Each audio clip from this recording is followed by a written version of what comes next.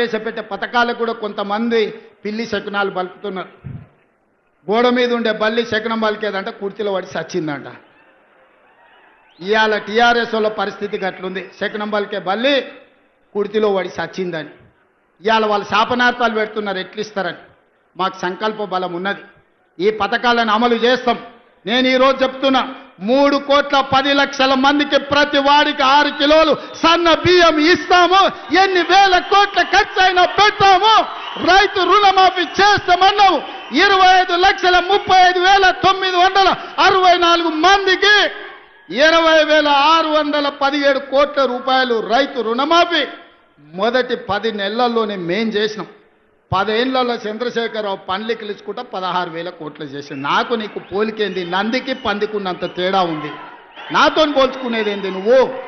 నువ్వు ఎగగొట్టిన రైతు బంధు పథకం 7,625 కోట్లు ప్రభుత్వం ఏర్పాటు చేసిన మొదటి 3 నెలల్లోనే ఆయన రైతులకు పంగనామం పెడితే 7,625 కోట్ల రూపాయలు రైతు బంధు పథకాన్ని మొదటి భాగాన్ని రైతుల ఖాతాలో వేసినాం. ఇవాళ రైతు భరోసా 10,000 నుంచి 12,000కు పెంచి ఇవాళకి 5,000 కోట్ల రూపాయలు రైతుల ఖాతాలో వేసినాం.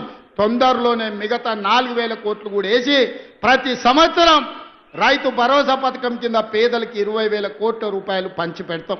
ఇవాళకి రైతు రుణమాఫీ కింద 21,000, రైతు భరోసా కింద 12,000, 33,000 కోట్ల రూపాయలు 15 నెలల రైతుల ఖాతాలో నగదు బదిలీ చేసి రైతుల గుండెల్లో శాశ్వతంగా ఇందిరమ్మ పేరు, సోనియమ్మ పేరు ఉండేటట్టు ఈరోజు చర్యలు చేపట్టినాం.